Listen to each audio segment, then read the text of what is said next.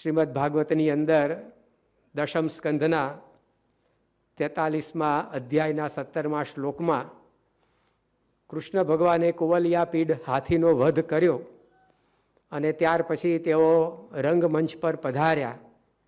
એનું વર્ણન કરતા મહર્ષિ વેદવ્યાસે એવું લખ્યું છે કે જ્યારે કૃષ્ણ ભગવાન પોતે આવ્યા ત્યારે લોકોને શું અનુભવ એમના વિશે થયો. તો એમાં વાત કરી, મલ્લાનામ અશનિ નૃણામ નરવરો સ્ત્રીણામ સ્મરો મૂર્તિમાન, કે જે મલ્લ હતા એ લોકોને વજ્ર જેવા કૃષ્ણ લાગ્યા. મલ્લાનામ અશનિ નૃણામ નરવરો, જે મનુષ્યો હતા એને મનુષ્યોમાં ઉત્તમ એવી આ કોઈ વિભૂતિ આવી રહી છે એવું લાગ્યું. સ્ત્રીણામ સ્મરો મૂર્તિમાન, જે સ્ત્રી વર્ગ હતો એને જાણે મૂર્તિમાન કામદેવ આ રંગમંચ પર આવી રહ્યો છે એવી પ્રકારની ભાવના થઈ. ગોપાનામ સ્વજનો અસતામ ક્ષિતિભુજામ શાસ્તા સ્વપિત્રો હો શિશુ, જે ગોપ બાળકો હતા, જે ગોપ હતા એ બધાને તો કોઈ પોતાના સ્વજન આવી રહ્યા છે એવો અનુભવ થયો. જે અસતામ ક્ષિતિભુજામ, જે અસદ રાજાઓ હતા એને જાણે પોતાનો કોઈ શાસ્તા નિયામક એ હવે આવી પહોંચ્યો છે એવી અનુભૂતિ થઈ. સ્વપિત્રો હો શિશુ, જે કૃષ્ણના માતા પિતા હતા એમને તો પોતાનું બાળક એ આજે આ પરાક્રમ કરીને આવી રહ્યું છે એવી પ્રકારનો ભાવ થયો. મૃત્યુર્ભોજપતે વિરાટ અવિદુષામ તત્વમ પરમ યોગીના, ભોજપતિ કંસને તો જાણે પોતાનો કાળ મૃત્યુ આવી ગયું છે એવી પ્રકારની લાગણી થઈ. અને જે અવિદ્વાનો હતા એને કોઈ વિરાટ પુરુષની પધરામણીનો અનુભવ એ કૃષ્ણ પધાર્યા ત્યારે થયો. અને યોગીઓને પરમ તત્વ રૂપે દર્શાયા. વૃષ્ણિ નામ પર દેવતે ઇતિ વિદિતો રંગમ ગત સાગ્રજ, પોતાના અગ્રજ મોટા ભાઈ સાથે જ્યારે આ કૃષ્ણ પોતે રંગમંચ પર પધાર્યા ત્યારે દરેકને એક વિલક્ષણ વ્યક્તિત્વ રૂપે કૃષ્ણ ભગવાનનું દર્શન એ લાદ્યું છે. આખું આ વેદવ્યાસે જે વર્ણન કર્યું છે એમાં 9 રસ એનો સમાવેશ થઈ જાય છે. શ્રીધર સ્વામીએ પોતે વાત કરી છે કે રૌદ્રદભૂતશ્ચ શૃંગારો હાસ્યમ વીરો દયા તથા બીભત્સ ભયાનકશ્ચ બીભત્સઃ શાંત સ ભક્તિ પ્રેમક. શ્રીધરે 10મો રસ ભક્તિને પણ ગણ્યો છે. તો કોકને રૌદ્ર રસ, કોકને શાંત રસ, કોકને ભયાનક રસ, એમ 9 પ્રકારની રસમય મૂર્તિ આ કૃષ્ણ છે એવો ભાવ એ સૌને થયો. તો જે પોતે પોતાના ક્ષેત્રની અંદર આગળ હતા, જ્ઞાન ધરાવતા, તે દરેકને પોતાના ક્ષેત્રમાં કંઈક પારને પામેલી આ વિભૂતિ આવી પહોંચી છે એવી પ્રકારની લાગણી થઈ. પ્રમુખ સ્વામી મહારાજની પ્રતિભા, પ્રવચનના વિષયમાં 2 મુદ્દા છે, પ્રતિભા અને પ્રભાવ. પહેલાં પ્રતિભાની આપણે વાત કરીએ તો પ્રમુખ સ્વામી મહારાજની પ્રતિભા પણ કંઈક આવી જ હતી કે જે વ્યક્તિ એમના સંપર્કમાં આવ્યા છે તો એ પોતે જે ક્ષેત્રની અંદર કાર્ય કરતા હોય, જે ક્ષેત્રમાં ઘણા આગળ વધ્યા હોય, પરંતુ પોતાના ક્ષેત્રની અંદર પણ કંઈક પામવા જેવું એ આ સંત પાસે છે. પોતાના ક્ષેત્રની અંદર વર્ષો સુધી સાધના કર્યા પછી આપણે જે મેળવ્યું છે એના કરતાં વિશેષ આ સંત પાસે છે એવી અનુભૂતિ એ દરેકને થઈ છે. તારીખ 27મી ઓક્ટોબર 2005ના દિવસે રાત્રે 8 વાગે પ્રમુખ સ્વામી મહારાજની મુલાકાતે, એમના દર્શને સતીશ ગુજરાલ નામના એક નામાંકિત સ્થપતિ ચિત્રકાર એ આવ્યા હતા. આપણા એક સમયના ભારતના વડાપ્રધાન શ્રી આઈ કે ગુજરાલ, એમના તેઓ આ ભાઈ થાય. એ સતીશભાઈએ આવીને પહેલી જ સ્વામી બાપાને વાત કરી કે હું આમ તો નાસ્તિક છું, એટલે મને કોઈ ધર્મ, ભગવાન, અધ્યાત્મમાં રસ નથી. પરંતુ પછી એમણે વાત કરી કે 8 વર્ષની ઉંમરે મારી શ્રવણ શક્તિ ભગવાને હરી લીધી, પરંતુ મારી આંખોની શક્તિ ભગવાને યથાવત રાખી, જેથી આજે હું અક્ષરધામ બનાવનાર સર્જક તમને જોઈ રહ્યો છું. પછી એમણે પોતે જે અક્ષરધામ પોતાની આંખોથી જોયું હતું એનું વર્ણન કરતા પ્રમુખ સ્વામી મહારાજ સમક્ષ પોતાની અનુભૂતિ ઠાલવી. એમાં એમણે જે વાત કરી એ કંઈક આવી હતી. એમણે કહ્યું કે હું કેવળ ચિત્રકાર નથી પણ આર્કિટેક્ટ પણ છું. મેં બાંધકામલક્ષી કંઈક પ્રકલ્પો જોયા છે. ભારતની મર્યાદાઓને ઢબને જોતા જો દિલ્હીમાં આવું અક્ષરધામ તૈયાર કરવું હોય તો 50 વર્ષ લાગે. પરંતુ 5 વર્ષના અલ્પ સમયગાળામાં આપે આ જે કર્યું એના કરતાં શું કર્યું એ મારે મને વધારે અગત્યનું છે. એક અતિ સુંદર અને સુઆયોજિત આવું સ્થાન એ હજી સુધી મેં જોયું નથી. એ સ્થાન એવું છે કે નાસ્તિક પણ આસ્તિક બની જાય. અમુક વસ્તુ એવી છે કે હું તર્કથી સમજાવી ન શકું, કોઈ શબ્દોથી પણ એ સમજાવી ન શકાય એવું આ સ્થાન છે. અને પછી એમણે વાત કરી કે મને નથી લાગતું કે આવનારા અમુક વર્ષો સુધી અક્ષરધામની બરાબરી કરી શકે એવું કોઈ સ્થાન એ નિર્માણ પામે. પૂર્વે કદી આકર્ષ્યા ન હોય એટલી વ્યક્તિઓને આ સ્થાન અહીંયા દિલ્હીમાં આકર્ષશે. અહીંથી હું જે છાપ લઈને જઉં છું એ શબ્દાતીત છે. હું અવાક થઈ ગયો છું. હું આવા સ્થાનથી અજાણ નથી. મેં દુનિયા જોઈ છે, ભવ્ય સ્મારકો નિહાળ્યા છે, પણ અહીં આવતા હું દંગ રહી ગયો છું. તો આ પ્રમુખ સ્વામી મહારાજની પ્રતિભા હતી. આભને આંબતી પ્રતિભા ધરાવનારા વ્યક્તિઓ પણ એમની આગળ પોતાની જાતને ઠીંગુ સમજતા. તો પ્રમુખ સ્વામી મહારાજ એક વિરલ વિશ્વકર્મા રૂપે આ વિશ્વની અંદર છવાયા છે. ગિનિસ બુક ઓફ વર્લ્ડ રેકોર્ડ્સની મિલેનિયમ એડિશન સહસ્રાબ્દી આવૃત્તિએ તો એમને માસ્ટર બિલ્ડરનું બિરુદ આપી દીધું કે નિષ્ણાત નિર્માતા, એ સિદ્ધહસ્ત સ્થપતિ. તો પ્રમુખ સ્વામી મહારાજને દુનિયાએ આવા વિરલ વિશ્વકર્મા તરીકે નિહાળ્યા છે. આ એમની પ્રતિભા હતી. તારીખ 16 નવેમ્બર 1992ના દિવસે ગાંધીનગરના અક્ષરધામની મુલાકાતે ભારતના ખ્યાતનામ ઉદ્યોગપતિ સુદર્શન બિરલા આવ્યા હતા.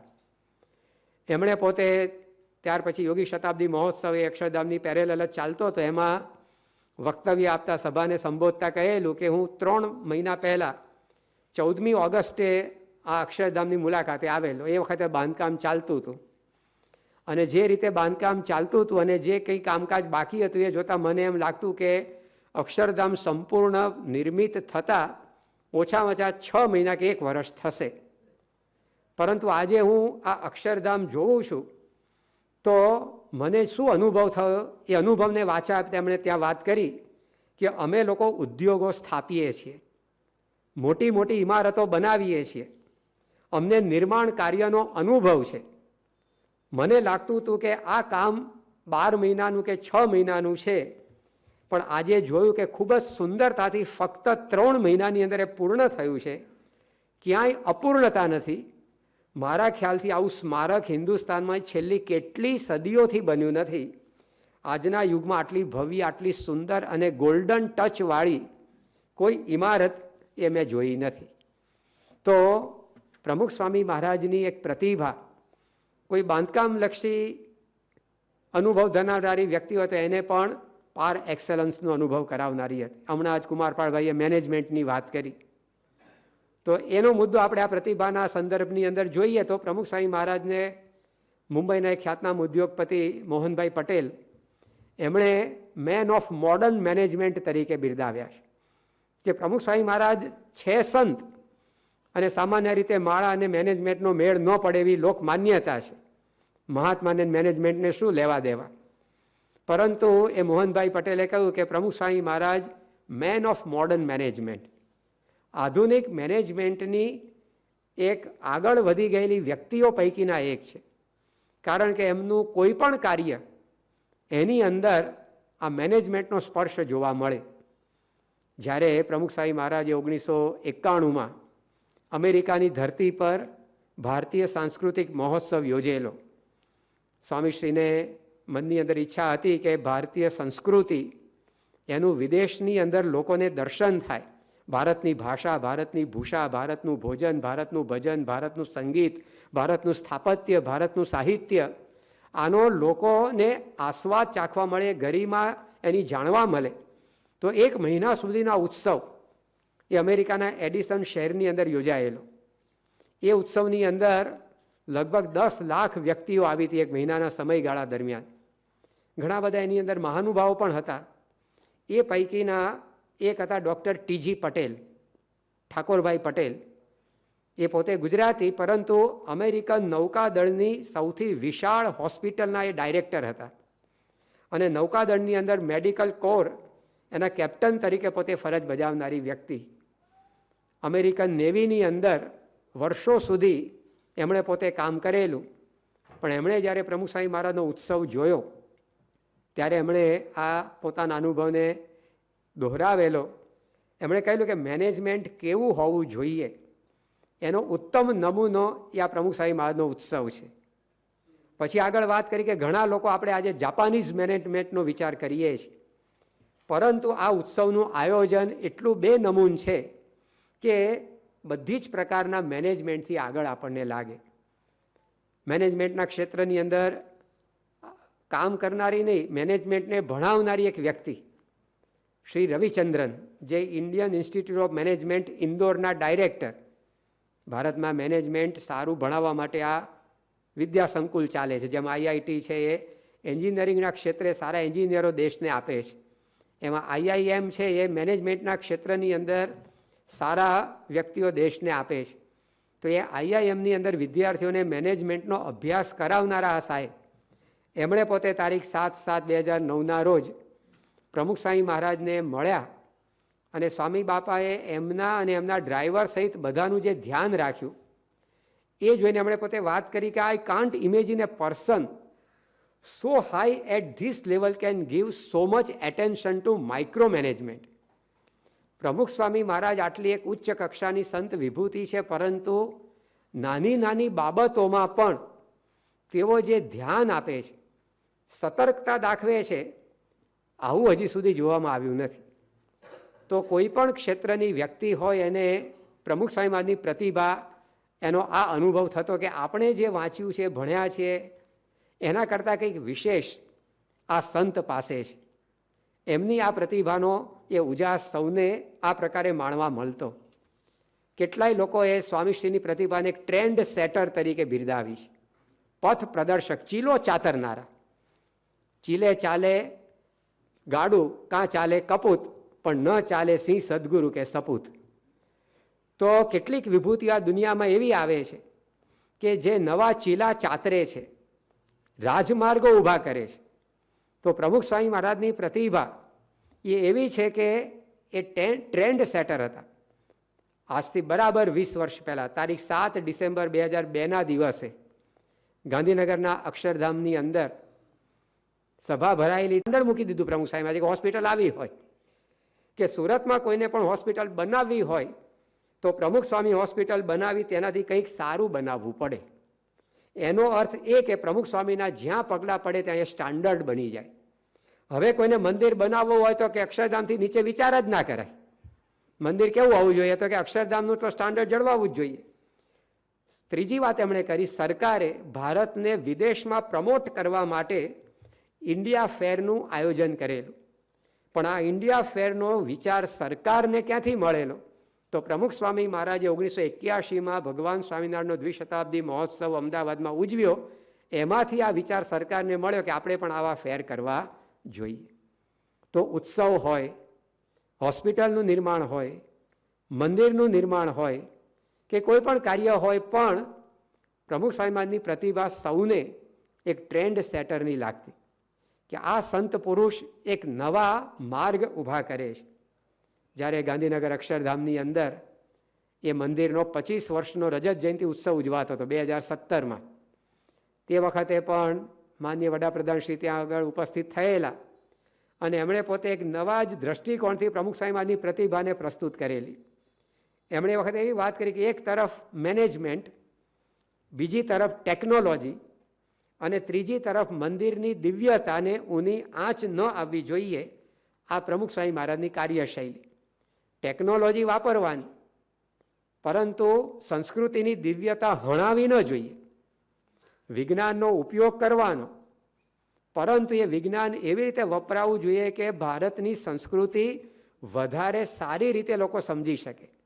પછી આગળ વાત કરી કે એટલે તમે અક્ષરધામની અંદર ક્યાંય પણ જાઓ, પ્રત્યેક પથ્થર બોલતો હોય એવું લાગે. ત્યાં આગળ હાથી કંડારા હોય પથ્થરમાં, તો એની ઉપર તમને હાથ ફેરવાનું મન થાય. એવી પ્રકારના મંદિરો પ્રમુખ સ્વામી મહારાજ કરે છે. એમણે નક્કી કર્યું અક્ષરધામમાં એક 3D થિયેટર હોય.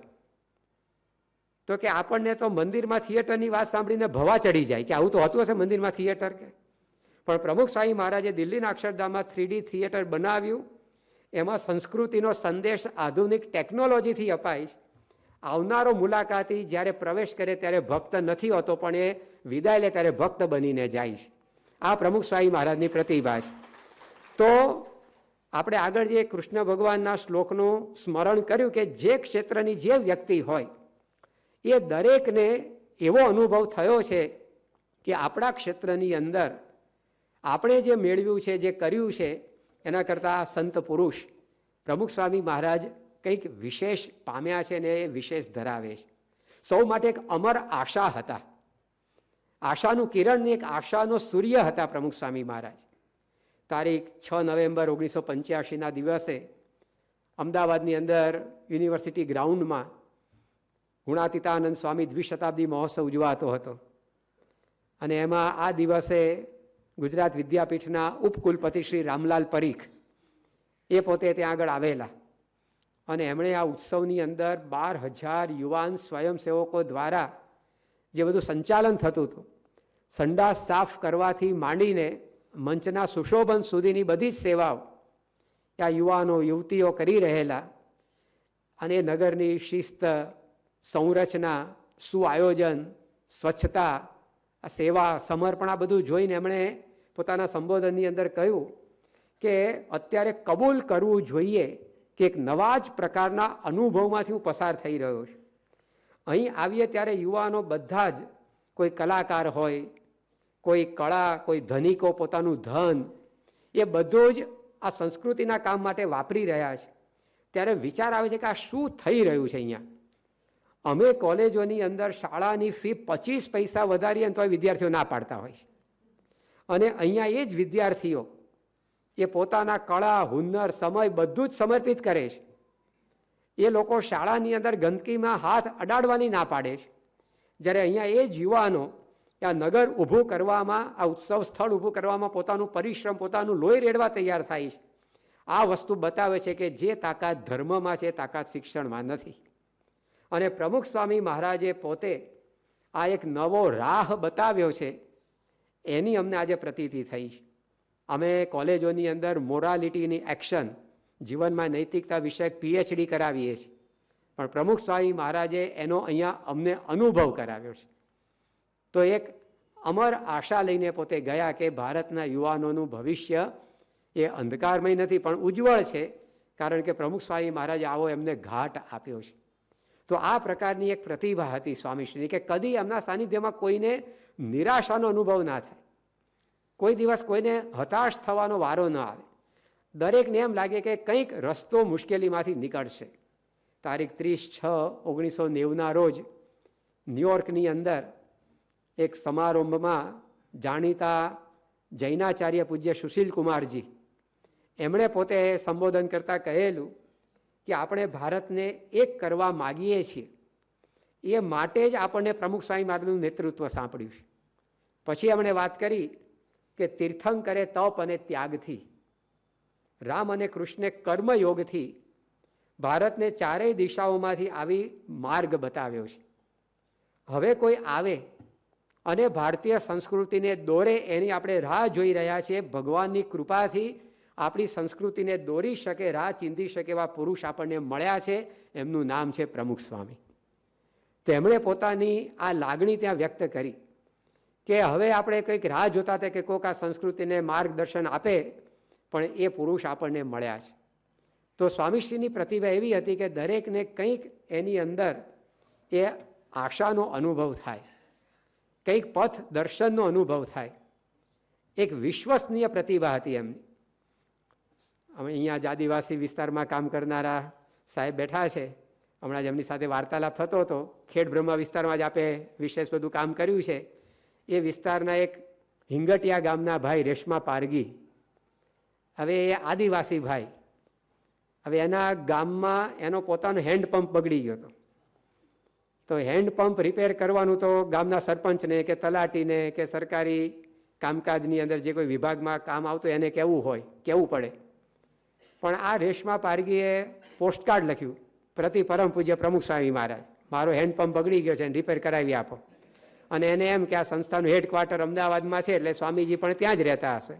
પણ પ્રમુખ સ્વામી મહારાજ ભગવદ્ ગીતામાં કહ્યું એ પ્રમાણે અનિકેતઃ હતા, એમણે 1100થી વધારે મંદિરો બાંધ્યા, પણ એમનું કોઈ સરનામું નહોતું.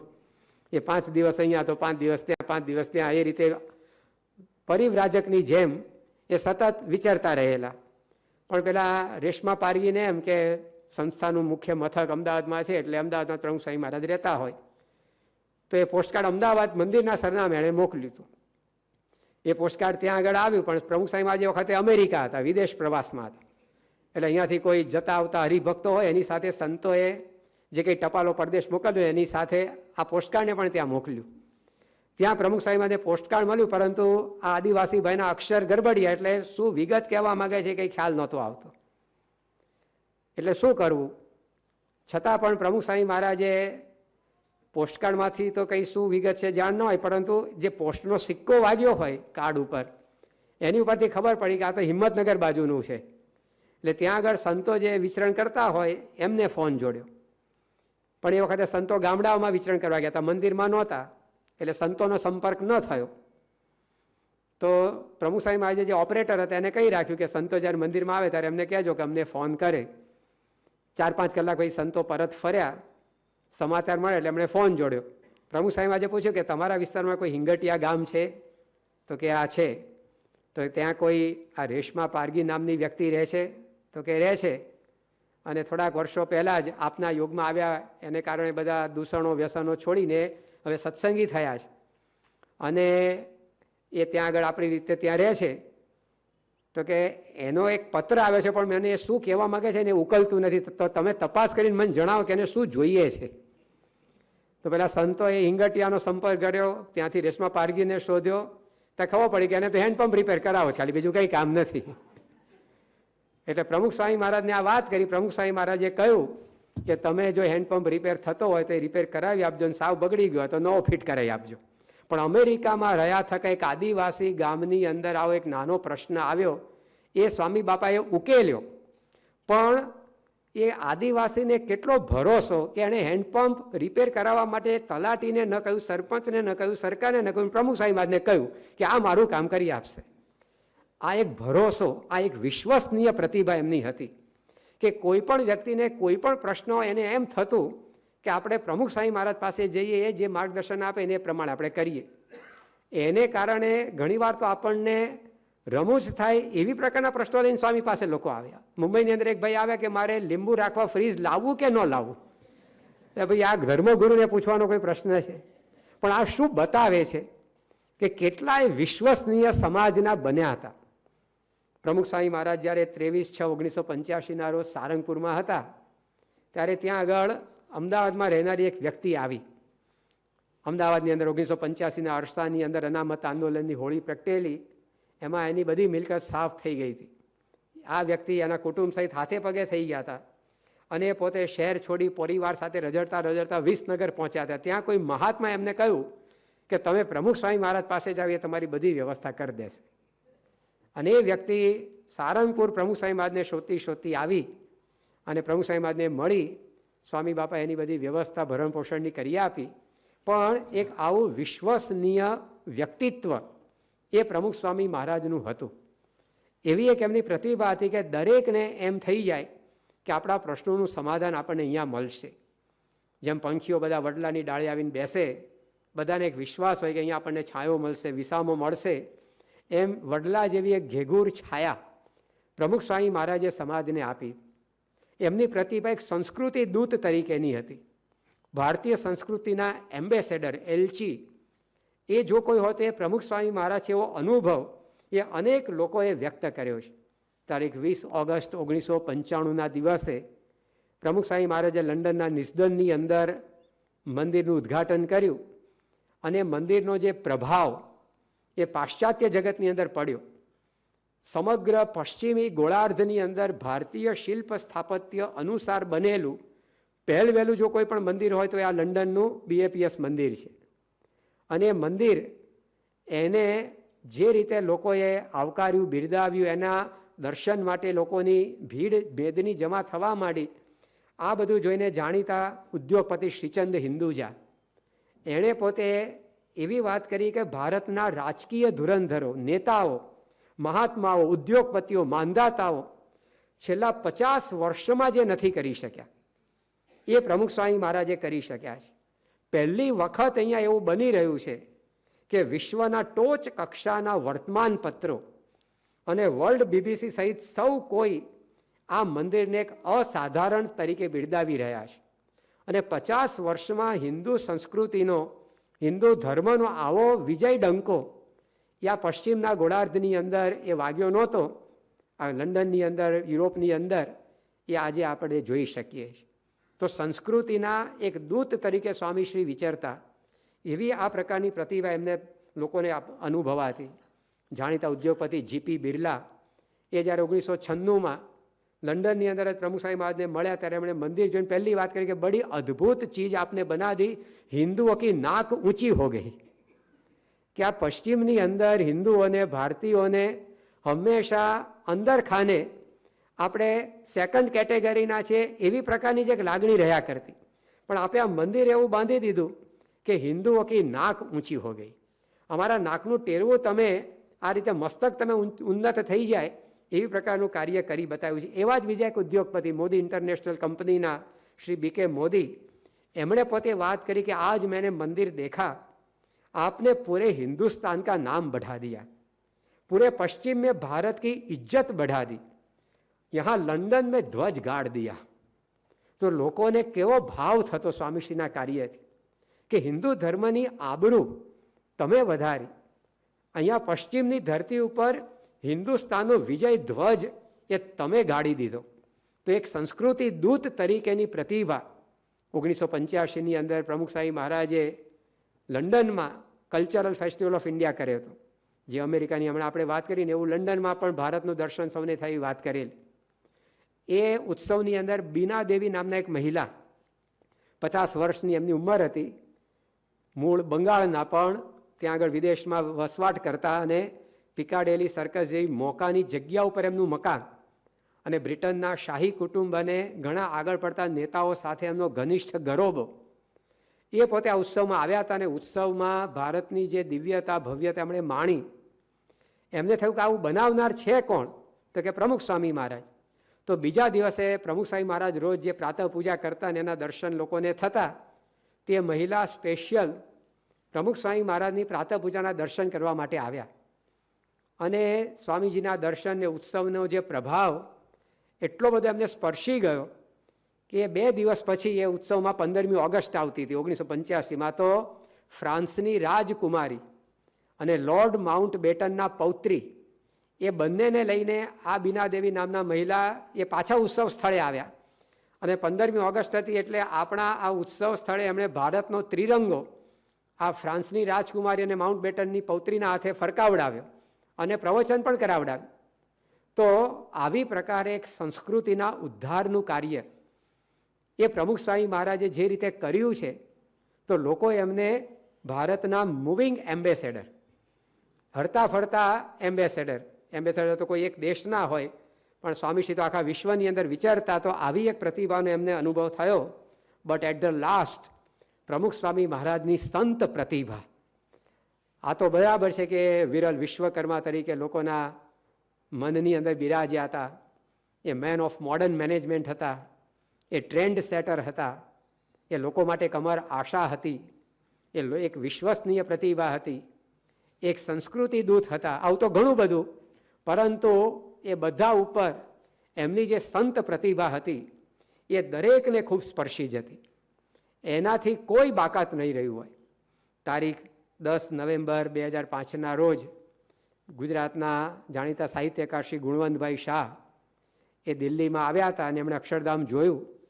અને પછી એમણે સભાને સંબોધતા વાત કરેલી કે ગાંધીનગરમાં અક્ષરધામ પર જે આતંકવાદી હુમલો થયો, તે વખતે પ્રમુખ સ્વામી મહારાજના મુખમાંથી ઉચ્ચારાયેલો એકાદ આડોઅવળો શબ્દ પણ હજારો નિર્દોષ નાગરિકોને અપાર યાતનામાં ધકેલી દેવો સાબિત થાત.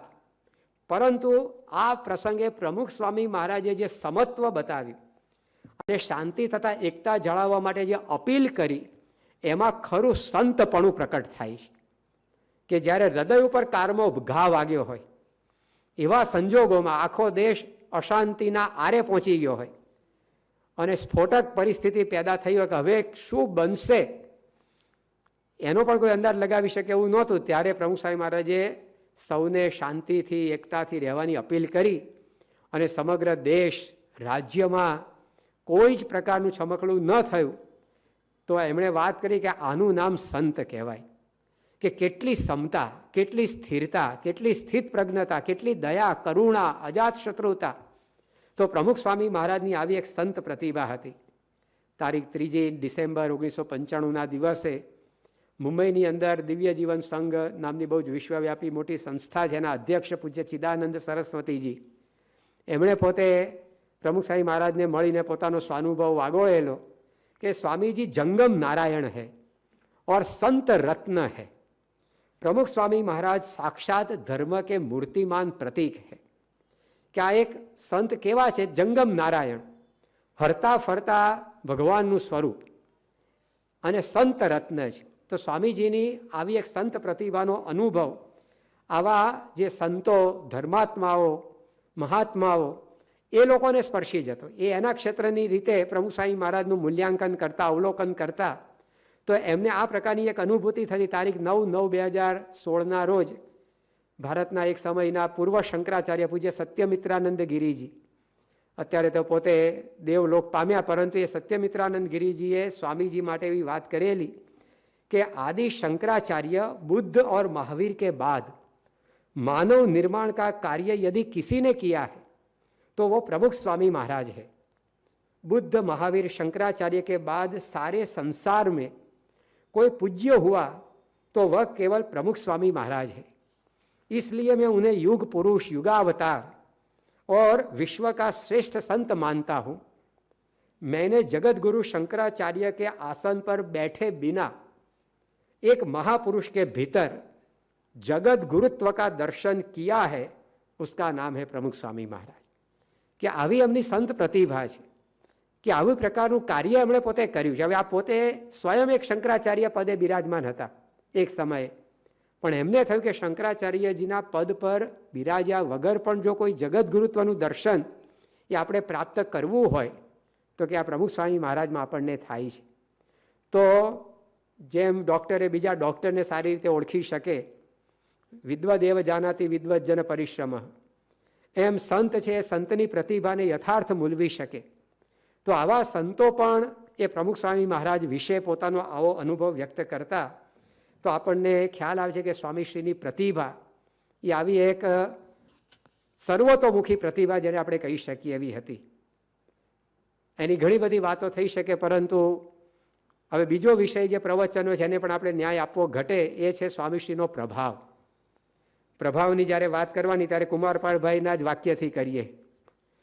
જ્યારે 1990માં બ્રહ્મોપનિષદ ગ્રંથ પ્રમુખ સ્વામી મહારાજના જીવન ઉપર પ્રકાશિત થવાનો હતો, ત્યારે કુમારપાળભાઈ દેસાઈ એમનો અભિપ્રાય એ સંસ્થાને લખી મોકલેલો. એમાં એમણે લખેલું કે પ્રભાવ પ્રગટ કરે તે સંત ને સ્વભાવ પ્રગટ કરે તે સંસારી.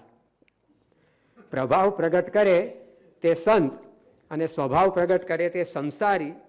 સાચા સંતમાં ન જ્ઞાનનું અભિમાન હોય, ન પરંપરાનો ગર્વ હોય, અભિમાન નથી એવું પણ ભાન ન હોય, એવી સાહજિકતા સાચા સંતના હૃદયમાં હોય છે. અને એનો અનુભવ પ્રમુખ સ્વામીને મળીએ ત્યારે થાય.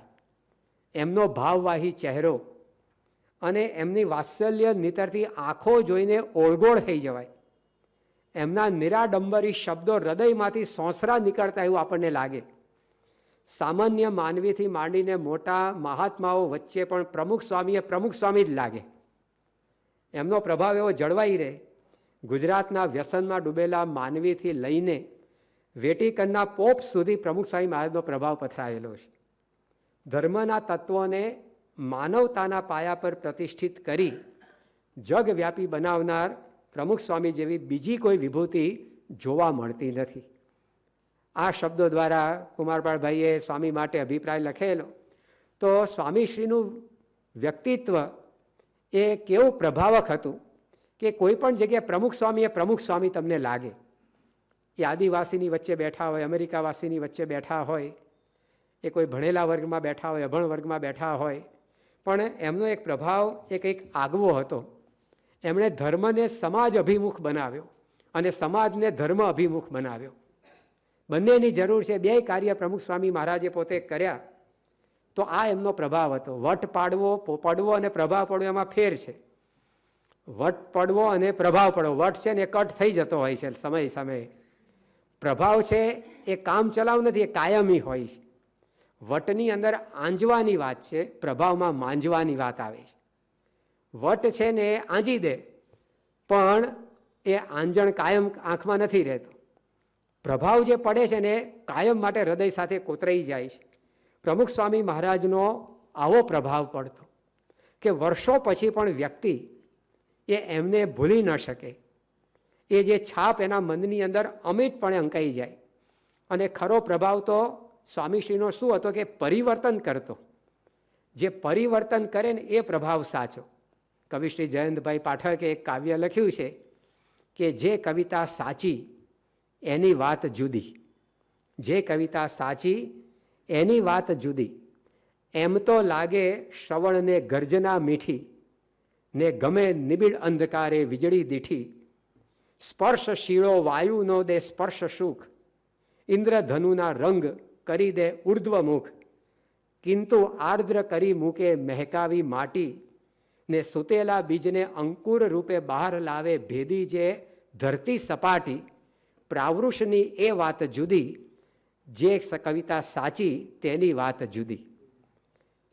અહીંયા કવિએ ઉપમા આપી કે ખરો વરસાદ વરસે કોને કહેવાય? વરસાદ વરસે પહેલાં ઘણી વાર ગાજવીજ થતી હોય તો એમ તો લાગે શ્રવણને ગર્જના મીઠી, એ વાદળનો ગડગડાટ સાંભળો આપણને ગમે. અને ગમે નિબિડ અંધકારે વીજળી દીઠી, જે વીજળીઓ ચમકતી હોય કાળા ડિબાંગ વાદળાઓ વચ્ચે, તો આપણને જોવી ગમે. સ્પર્શ શીળો વાયુનો દે સ્પર્શ સુખ, વરસાદ આવવાનો તો ઠંડો ઠંડો પવન વહેતો હોય તો એ પણ આપણને ગમે, કારણ કે એનાથી આપણા શરીરને શાતા વળે. અને રંગ ઇન્દ્રધનુના કરી દે ઉર્ધ્વમુખ, ઇન્દ્રધનુષ્યના રંગો આપણને આમ શું આકાશની અંદર શોભા ખીલે છે, આપણું માથું ઊંચું કરી દે. પરંતુ આર્દ્ર કરી મૂકે મહેકાવી માટી, સુતેલા બીજને અંકુર રૂપે બહાર લાવે જે ભેદી ધરતી સપાટી. પણ ખરો વરસાદ એને કહેવાય કે જે જમીનમાં પડેલા બીજને ધરતીની સપાટી તોડી અને અંકુર રૂપે બહાર લાવે. એમ પ્રમુખ સ્વામી મહારાજનો પ્રભાવ એ એમના સંપર્કમાં આવનારી વ્યક્તિઓ, એમના જે પરિવર્તનો થતા એની અંદર સમાયેલો છે. વક્તવ્યો નહીં, પ્રવચનો નહીં, કથાઓ નહીં, કેવળ પારાયણો નહીં, પરંતુ એમના શબ્દથી, એમના દર્શનથી માણસોના જીવનમાં જે આમૂલચૂલ પરિવર્તન આવતું. તારીખ 27/10/1985 દિવસે આપણા જે અમદાવાદ શહેરની અંદર, હમણાં મેં વાત કરીએ ગુણાતીત દ્વિશતાબ્દી મહોત્સવનો મુખ્ય દિવસ હતો, એમાં કેન્યા દેશની અંદરથી ત્યાંના એક મિનિસ્ટર જોસેફ મટુરિયા એ પોતે આ ઉત્સવમાં આવેલા. અને એમણે પોતે પ્રવચનની અંદર વાત કરી કે અત્યારે કેન્યાની પાર્લામેન્ટ ચાલુ છે, છતાં પ્રેસિડેન્ટ મિસ્ટર મોઈ એમણે મને આ ઉત્સવમાં આવવાની ખાસ પરવાનગી આપી છે. હું અહીંયા આવ્યો, મને ઘર જેવું લાગે છે. હું ખ્રિસ્તી છું, અમારા ધર્મમાં શરાબ પીવાની મનાઈ નથી, પરંતુ આજે હું આ સભા સમક્ષ જાહેર કરું છું કે I will not take beer. હવે હું જિંદગીમાં કદી દારૂ નહીં પીવું.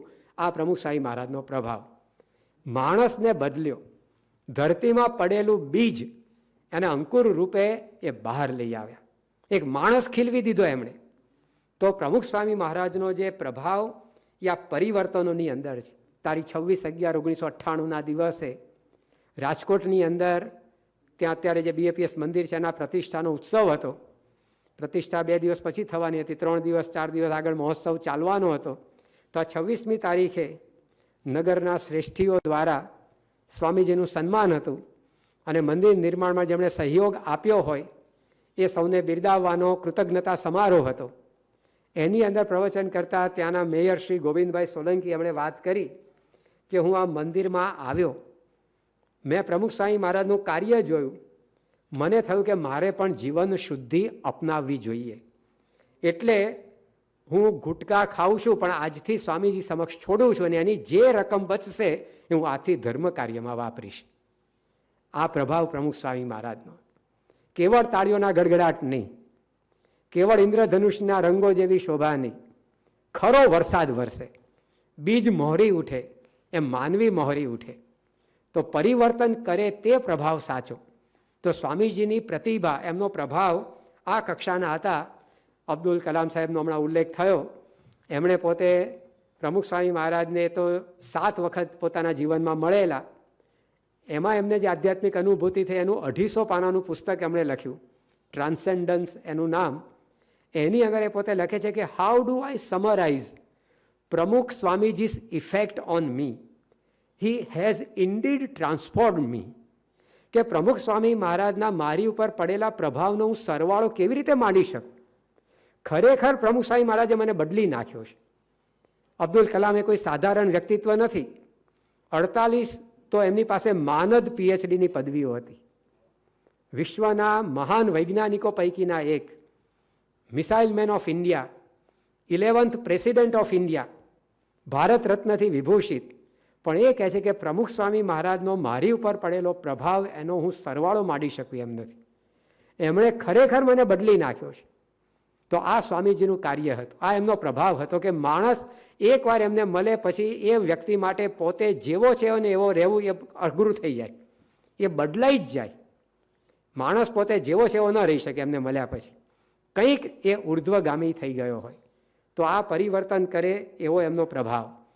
હમણાં જ મેં 1991ના અમેરિકાના ઉત્સવની વાત કરી, તો એની અંદર એક વિખ્યાત વૈજ્ઞાનિક પ્યારેલાલ જૈન એ ઉત્સવની મુલાકાતે આવેલા. એ અણુ વૈજ્ઞાનિક હતા, એટોમિક સાયન્ટિસ્ટ. એમણે પોતે વાત કરી કે મારી આટલી જિંદગીમાં મને પ્રયોગશાળામાં જે અનુભવ નથી થયો એ આજે પ્રમુખ સ્વામીજીની ઉપસ્થિતિમાં થઈ રહ્યો છે. મને ભગવાનમાં શ્રદ્ધા થઈ છે. સ્વામીજીના આદેશથી હું પ્રાર્થના હવે શરૂ કરીશ. અહીં જે સમર્પણને દિવ્યતા જોયા છે હું ક્યારેય નહીં ભૂલી શકું. તો એક અણુ વૈજ્ઞાનિકને પોતાના જીવનની અંદર પ્રાર્થના કરવાની શરૂઆત કરવાનું બળ મળ્યું. અને પ્રયોગશાળાની અંદર જે અનુભવ કે મને ન થયો એ આ સંતના સાનિધ્યમાં થયો. તો આવી પ્રકારના અનેક પરિવર્તનો એ સ્વામીજીના સાનિધ્યમાં થતા એમનો આ પ્રભાવ હતો. એમનો પ્રભાવ શું હતો? પૂર્વગ્રહ ઓગાળે તે પ્રભાવ સાચો. આઇન્સ્ટાઈને એવું લખ્યું છે કે પૂર્વગ્રહને હટાવવો એ અણુને તોડવા કરતાં પણ વધારે અઘરું કામ છે. અણુને તોડવો એના કરતાં અઘરું કામ કોઈના મનમાં રહેલો પૂર્વગ્રહ ગાળી નાખવો એ છે. પ્રમુખ સ્વામી મહારાજની ઉપસ્થિતિ, એમનું સાનિધ્ય એ આ કાર્ય કરતું, આ એમનો પ્રભાવ પડતો. તારીખ 23/2/1980ના રોજ સારંગપુરમાં જ્ઞાન સત્રનું આયોજન થયેલું, સાહિત્ય સંમેલન યોજાયેલું અને એની અંદર ગુજરાતભરના નામાંકિત સાહિત્યકારો એકત્રિત થયેલા. એમાં એ પરિષદના ઉપપ્રમુખ હતા ઈશ્વરભાઈ પેટલીકર. એ ઈશ્વરભાઈ પેટલીકરે વાત કરેલી કે અહીં બધા સાધુઓ ભણેલા છે અને સમાજ સુધારકનું કામ પણ સારું કરે છે. મારો પૂર્વગ્રહ હતો તે નીકળી ગયો. આ સંતોને જોઈને કડવું બોલવું હોય તો બોલાય નહીં એવું એમનું સાધુતાભર્યું વર્તન છે. તો એક વ્યક્તિનો પૂર્વગ્રહ એ નીકળી ગયો એ વર્તન જોઈને.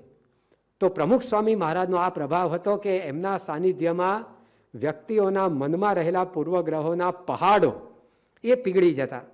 તારીખ 27 એપ્રિલ 1995ના દિવસે સુરતની અંદર પ્રમુખ સ્વામી મહારાજ એક હીરાના વેપારીના ઘેર પધરામણી માટે ગયેલા.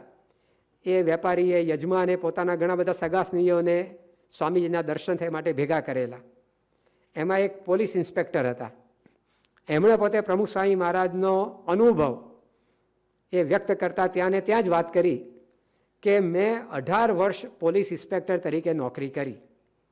મારા વિચારો પહેલેથી જ રાષ્ટ્રવાદી, એટલે મને ભગવા પ્રત્યે સખત નફરત. ભગવું ભાડું ને દંડો ઉગામું, તગેડી મેલું. મને સાધુ માત્ર હરામનું ખાનારા જ લાગતા. પરંતુ 2 વર્ષ પહેલા પ્રમુખ સ્વામી મહારાજ અહીંયા પધાર્યા ત્યારે મારું મન બદલાઈ ગયું. તિરસ્કારને બદલે આદર થતો ગયો. ત્યાર પછી તેમનું કાર્ય જોયું. આજે મારો પૂર્વગ્રહ સાવ નીકળી ગયો છે. આ પ્રમુખ સ્વામી મહારાજનો પ્રભાવ હતો. એના સાનિધ્યની અંદર આ પૂર્વગ્રહના પોપડા ખરી જાય. એને સંસ્કૃતિ, એને ધર્મ, એને અધ્યાત્મ, એને ભગવાનની અંદર શ્રદ્ધા ઉત્પન્ન થાય. એ સદાચારી જીવન જીવવાના શપથ લે. આ એમનું પ્રભાવનું કાર્ય હતું. સ્વામીશ્રી ક્યારેય પણ પોતાના પ્રવચનોથી, પોતાની કળાઓથી કોઈને આંજવા ગયા નથી.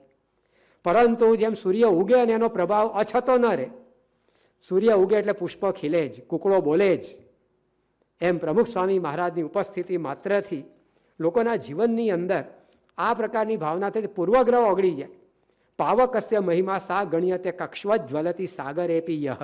કાલિદાસે રઘુવંશમાં લખ્યું છે કે અગ્નિનો ખરો મહિમા શું છે? પાવકસ્ય મહિમા સા ગણ્યતે કક્ષવત જ્વલતી સાગરેપી યહ. સૂકા તણખલાની જેમ સાગરને બાળે ને એ અગ્નિનો ખરો મહિમા. સૂકા તણખલાને તો અગ્નિ બાળે, એમાં શું ધાડ મારી, પરંતુ પાણી છે તો અગ્નિનું વિરોધી કહેવાય. પરંતુ એ પાણીને પણ તણખલાની જેમ જે બાળે એ અગ્નિ કેવો હોય? એમ કોઈ આસ્તિક હોય, કોઈ મુમુક્ષુ હોય, કોઈ શ્રદ્ધાળુ હોય, એની ઉપર તો બરાબર છે પ્રભાવ પડે, પણ જે ધર્મથી, અધ્યાત્મથી, ભગવાનથી નાકના ટેરવા ચડાવીને ફરતા હોય એના મસ્તકો ઝુકાવી દે. આ સ્વામીશ્રીનો પ્રભાવ, એમની વાણીમાં પ્રભાવ, શબ્દોની અંદર તાકાત. 1979માં જ્યારે મોરબીની રેલ હોનારત થઈ ત્યારે તે સમયના બધા મંત્રીશ્રીઓ કેશુભાઈ પટેલ, બાબુભાઈ જસભાઈ પટેલ વગેરે પ્રમુખ સ્વામી મહારાજને વાત કરી કે સ્વામીજી અત્યારે અમારે ત્યાં રાહત કાર્ય શરૂ કરવું છે, તો ત્યાં આગળ સ્વયંસેવકો આવે એવી આપ અપીલ કરો રેડિયો ઉપર. એમને વિશ્વાસ હતો કે પ્રમુખ સ્વામી મહારાજના શબ્દો લોકો સાંભળશે ને લોકોને સેવા આવવાની પ્રેરણા મળશે. ખરેખર પ્રમુખ સ્વામી મહારાજે સેવાની અપીલ કરી રેડિયો ઉપરથી, અને એટલું સ્વયંસેવકોનું પૂર ઉમટ્યું કે પછી તો રોકવા પડે કે ભાઈ હવે જરૂર નથી. એક મૃદુ શબ્દો, સીધા સાદા એમના શબ્દો, પણ એની જનમાનસ ઉપર આ પ્રકારની એક અસર પડતી. તારીખ 6 ડિસેમ્બર 1989ના રોજ પ્રમુખ સ્વામી મહારાજનો 69મો જન્મજયંતિ મહોત્સવ, આજે 101મો છે, એ 69મો હતો, ભરૂચમાં ઉજવાતો હતો. અને એ વખતે સંપ્રદાયના એક વરિષ્ઠ સંત પૂજ્ય ડૉક્ટર સ્વામી, એમણે પોતે સભાની અંદર લગભગ 40,000ની મેદની હતી, એમાં દહેજ ન લેવા સંબંધી સૌને પ્રેરણા આપી. અને પ્રવચનમાં તેઓ બોલ્યા કે હવે જે દહેજ ન લેવાની પ્રતિજ્ઞા કરતો હોય આંગળી ઊંચી કરે. તો થોડા ઘણા આંગળી ઊંચી કરી. આ દ્રશ્ય સભામાં બિરાજેલા પ્રમુખ સ્વામી મહારાજે જોયું. તો પ્રમુખ સ્વામી મહારાજ એમની બાજુમાં મહંત સ્વામી મહારાજ બેઠા હતા. પછી મહંત સ્વામી મહારાજની બાજુમાં ડૉક્ટર સ્વામી બેસીને પ્રવચન કરતા હતા. તો પોતાની નજીક મહંત સ્વામી મહારાજ બેઠા હતા, એમને પ્રમુખ સ્વામી મહારાજે કહ્યું કે તમે ડૉક્ટર સ્વામીને વાત કરો કે દહેજ મુક્તિ ન લેવા માટે બધા આંગળી ઊંચી કરે. તો મહંત સ્વામી મહારાજે પ્રમુખ સ્વામી મહારાજનો આ સંદેશો ડૉક્ટર સ્વામીને પહોંચાડ્યો. ડૉક્ટર સ્વામીએ માઇકમાં કહ્યું કે પ્રમુખ સ્વામી મહારાજ કહે છે કે દહેજ મુક્તિ ન લેવા માટે બધા આંગળી ઊંચી કરે. તો એક સાથે 40,000 આંગળી ઊંચી થઈ. શબ્દો તો હજી સાંભળ્યા નથી પેલા લોકોએ, પણ વાયા સંદેશ પહોંચ્યો છે, એનો પણ આ પ્રભાવ. તો સ્વામીશ્રીના શબ્દોની અંદર એક પ્રકારનો આ પ્રભાવ રહેતો. હમણાં આપણે અક્ષરધામની જે વાત કરી, એક પ્રમુખ સાહેબે જે અપીલ કરી, રાત્રે 1:15 વાગે જારી કરી હતી અપીલ એમણે, કે જે ઘટના બની છે એ બની છે, પરંતુ આપણે હવે પરસ્પર શાંતિથી, ભાઈચારાથી, એકતાથી રહી અને શાંતિમય વાતાવરણ જાળવી રાખીએ. એનાથી સમગ્ર દેશમાં જે શાંતિ રહી એનો અનુભવ કરીને તે વખતના સંરક્ષણ મંત્રી જ્યોર્જ ફર્નાન્ડીઝ, એમણે પોતે પ્રમુખ સ્વામી મહારાજને 26મી સપ્ટેમ્બરે આ ઘટના બન્યાના 2 દિવસ પછી એ સારંગપુરમાં પ્રમુખ સ્વામી મહારાજને મળ્યા ત્યારે વાત કરી કે હમ 2 કારણ से आपके पास आए हैं, हम 2 कारण से आपके पास आए हैं. पहला कारण यह है कि आपका जो ये बयान, એટલે કે શાંતિની અપીલ, आपका जो ये बयान था तो बहुत ही अच्छा रहा. हमारी यह मान्यता है कि उसी की वजह से देश में शांति है. आपने एक अलग दृष्टि से इस मामले को टैकल किया. आपके शब्द एक विशेष महत्व रखते हैं. यह शब्द केवल शांति प्रस्थापित करते नहीं है, इस विषय पर एक नया ज्ञान देने की भी शक्ति रखते थे. એને અનુભવ થયો કે આ સંતના શબ્દોમાં કંઈક શક્તિ છે. આપણે ગમે તેટલા ભાષણ નિવેદન કર્યા હોત પણ આ પ્રકારની શાંતિ ન જળવાત. તો પ્રમુખ સ્વામી મહારાજનો પ્રભાવ એ આવો નક્કર, આવો સદ્ધર, કન્સ્ટ્રક્ટિવ, હકારાત્મક પરિણામ લાવનારો રહેતો. એ વ્યક્તિ ઉપર પડતો, એ સમાજ ઉપર પડતો, એ આખા જન સમુદાયને ઘડવાનું કામ કરતો. વ્યક્તિથી માંડીને આખી સમષ્ટિને ઘડવાનું કાર્ય એ સ્વામીશ્રી દ્વારા થતું. એટલા માટે સન 2002માં ગિનિસ બુક ઓફ વર્લ્ડ રેકોર્ડ્સે most influential people of the world, વિશ્વના સૌથી પ્રભાવશાળી વ્યક્તિઓની 20 વ્યક્તિઓની યાદી તૈયાર કરેલી, જાહેર કરેલી. સૌપ્રથમ તેમણે 400નું લિસ્ટ બનાવ્યું, પછી એમાંથી શોર્ટ કરીને 50, એમાંથી 25, પછી કે 20 વિભૂતિઓને આપણે જાહેર કરીએ. તો 20 most influential people of the world, એ જે જાહેરાત ગિનિસ બુક ઓફ વર્લ્ડ રેકોર્ડ્સે 2002માં કરી, એમાં 7 રાજાઓ, રાજવીઓ, વડાપ્રધાનો, રાષ્ટ્રપ્રમુખો વગેરે હતા, 4 ઇન્ટરનેશનલ ઓર્ગેનાઇઝેશન્સ હતા, 3 ધર્મગુરુઓ હતા. એમાં એક ધર્મગુરુ તરીકે એમણે પ્રમુખ સ્વામી મહારાજને સ્થાન આપેલું કે આ પુરુષનો એક પ્રભાવ સમગ્ર વિશ્વની અંદર છે, most influential personality of the world. તો પ્રમુખ સ્વામી મહારાજના જીવનની અંદર આ એક પ્રકારનો પ્રભાવ હતો કે એમનો પ્રભાવ પરિવર્તન લાવતો, પૂર્વગ્રહ ઓગાળતો, સમાજમાં શાંતિ સ્થાપતો. એ પ્રભાવ એ લોકોના અંધારા ઉલેચતો, વ્યક્તિને પોતાની જાતને સમજવાની એક દ્રષ્ટિ આપતો. ડૉક્ટર કુરિયનનું નામ તો ગુજરાતની અંદર લગભગ બધાએ સાંભળ્યું હોય. શ્વેત ક્રાંતિના પ્રણેતા, ખૂબ જ પ્રતિષ્ઠિત નામાંકિત વ્યક્તિ, નેશનલ ડેરી ડેવલપમેન્ટ બોર્ડના એ પોતે સ્થાપક. તો આ પ્રકારનું એક વ્યક્તિત્વ, એમણે પોતે પ્રમુખ સ્વામી મહારાજને મળ્યા પછી વાત કરેલી કે મેં જે કંઈ આત્મસાત કર્યું છે એ બધું સ્વામીશ્રી સામે જોઉં છું ત્યારે મને શૂન્ય લાગે છે, નહિવત લાગે છે. અક્ષરધામનું આયોજન જોઈને હું આભો થઈ ગયો છું. આવી શુદ્ધતા, સમર્પણ એ શું કાર્ય કરી શકે છે મને આજે ખબર પડી. તો કુરિયનનું નામ એમના ક્ષેત્રની અંદર ઘણું મોટું, પણ એમને અનુભવ થતો કે સ્વામીજીનો જે પ્રભાવ છે એની સામે આપણે તો કાંઈ જ નથી. તારીખ 24/10/1988ના રોજ લંડનમાં પ્રમુખ સ્વામી મહારાજ હતા અને ઠાકોર નિરંજન દેવ નામના એક વ્યક્તિ સ્વામીશ્રીને મળવા આવ્યા. એ કોણ હતા? તો ઇંગ્લેન્ડની રાણીના લંડન ખાતેના એ ડેપ્યુટી લેફ્ટનન્ટ હતા. ઇંગ્લેન્ડના ઉપપ્રધાનમંત્રી લોર્ડ વિટલી એના એ પોતે સલાહકાર હતા. નેશનલ કન્ઝ્યુમર કાઉન્સિલના એ પોતે ચેરમેન હતા અને કૃષિ મંત્રાલયના એ પોતે સભ્ય હતા. એટલે સમાજની દ્રષ્ટિએ ઘણું મોભાદાર એમનું સ્થાન. પણ પ્રમુખ સ્વામી મહારાજને મળ્યા પછી એમણે વાત કરી કે મારી લૌકિક મોટપ સ્વામીશ્રીની આધ્યાત્મિકતા આગળ કશા હિસાબમાં નથી એવું મને લાગે છે. ખરેખર હું મને સાવ સામાન્ય લાગુ છું કે સ્વામીજીની જે આધ્યાત્મિક ઊંચાઈ છે એની સામે મારી લૌકિક મોટપ એ મને સાવ સામાન્ય લાગે છે. જીવનમાં મારે હજી ઘણું કરવાનું છે એવું મને અહીંયા લાગે છે. તો આ રીતે અનેક લોકોને સ્વામીશ્રીની પ્રતિભાને પ્રભાવના આવા આગવા અનુભવ થતા ન કેવળ પ્રમુખ સ્વામી મહારાજ આ પૃથ્વી પર સદેહે ઉપસ્થિત હતા ત્યારે, પરંતુ જ્યારે એમણે પોતાની જીવનલીલા સંકેલી લીધી તે વખતે પણ એમના વિશેના પ્રભાવના અનુભવ એ આ જ કક્ષાના લોકોને રહ્યા છે.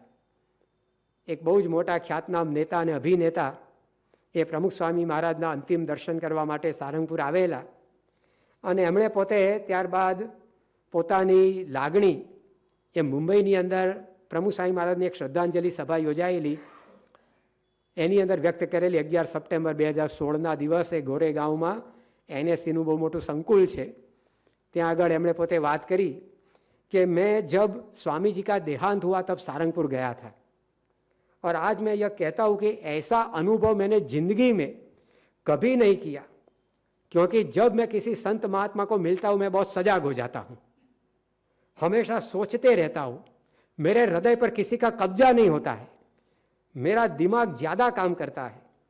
આવી એમણે પોતે પૂર્વ ભૂમિકા બાંધી કે હું કેવો છું કે હું જ્યારે કોઈ પણ સાધુ સંતને મળું ત્યારે હું બહુ સતર્ક થઈ જાઉં છું. કોઈનો કબજો મારા મન ઉપર થઈ જાય હું થવા નથી દેતો, હું મગજથી વિચારું છું. આવું બધું કહીને પછી એમણે વાત કરી, लेकिन एक बात मैं दावे के साथ कह सकता हूँ कि प्रमुख स्वामी महाराज के पार्थिव श्री विग्रह के समक्ष मुझे जो अनुभूति हुई वो आज तक मेरी जिंदगी में मुझे कभी नहीं हुई है.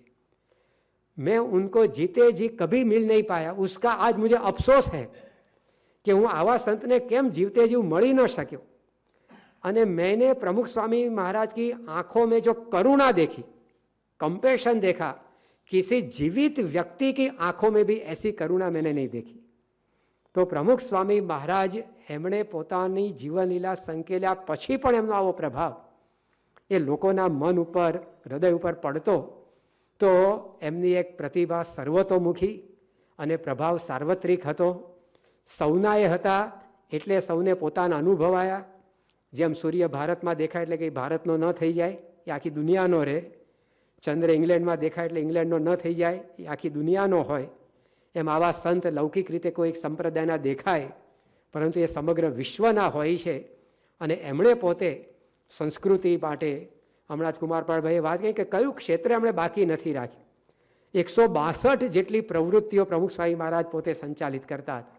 એમ આરોગ્ય સેવા આવે, શૈક્ષણિક સેવા આવે, સંસ્કાર સેવા આવે, સાહિત્ય સેવા આવે, એની અંદર ગૌશાળાનું કામ આવે, ખેતીવાડીનું કામ આવે, બાળકોને ઉછેરવાનું કામ આવે, પ્રિન્ટિંગ પ્રેસના કામ આવે. કોઈ ક્ષેત્ર બાકી એમણે સંસ્કૃતિના ઉત્કર્ષનું બાકી રાખ્યું નથી. એવા સંતના વિષયક વ્યાખ્યાન આજે એમના જ જન્મદિવસે આ ગુજરાતી વિશ્વકોશ ટ્રસ્ટ